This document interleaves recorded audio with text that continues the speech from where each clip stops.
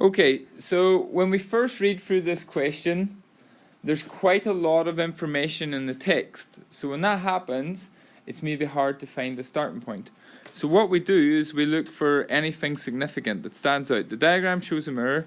The mirror is the shape of a sector. Now we know that word from our work on circle. We've worked with sectors and arcs. It's got a straight base. The radius is 22. Calculate the distance around the outside of the mirror. Now, let's go and see what that looks like on the sketch. The distance around the outside of the mirror would be that distance, and it would also be along there. The green and the blue, that's me the whole way around the mirror. So, it says sector, so we think circle. Now, I've got the formula sheet in the bottom here, because for all questions in our tests, we can check the formula sheet and see if it's relevant. If we look down there, there's nothing for circle. So that wasn't any help to me on this occasion. So let's think, right, what do we know? I'm working with circle.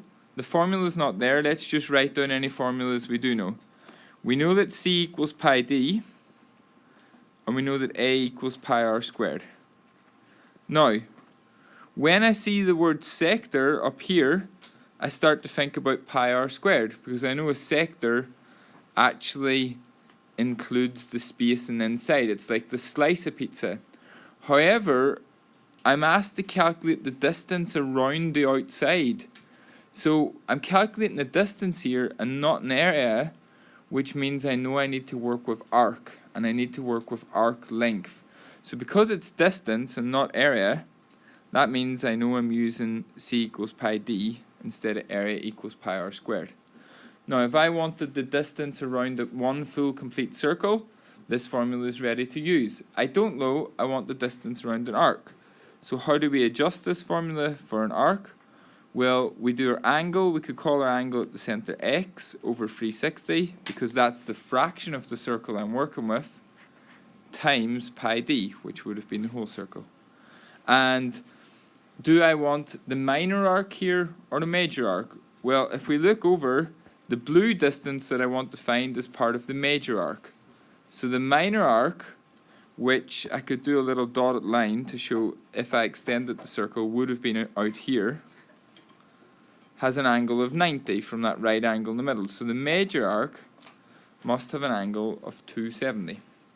So the blue arc length that I'm looking for is 270 over 360 times pi, we can use calculator pi, times the diameter. So if the radius of the sector is 22, radius equals 22, the diameter equals 44. So times 44.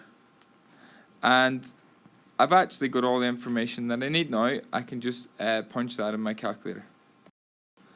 Okay, so after putting that in my calculator, I get 103.67 to 2 decimal places, and that is the blue length around the outside here, the solid blue line on the outside. Now, the distance around the mirror also included this green line. So, how do I figure out that little green line? Well, I know the radius is 22, so the radius here is 22, and it's a triangle, and this green line is opposite, so it's Pythagoras' theorem. So c squared equals a squared plus b squared. So let's call this distance that we don't know, could call it y. So y squared equals 22 squared plus 22 squared. Now our Pythagoras is easy, going to skip a couple of lines here and just jump to y equals the square root and do that in my calculator. So after typing that in my calculator, I get 31.11. So that means the total length around the outside of the mirror, I add those two together. So the length around the outside that I want equals 103.67 plus 31.11, which equals 134.78. And because I rounded to 2 dp earlier, let's round my final answer to 1 dp, so 134.8 to 1 dp. Now, we're very unlikely to keep getting the same type of questions regarding circle. So the skill here wasn't going round the outside and then adding the middle bit. That's a very unique type of question. We might see it again, we might not. The skill was starting the question by simply identifying formula which might be useful, thinking logically how I need to change those because of what fraction of the circle, then finally, in the context of this question, how to apply that.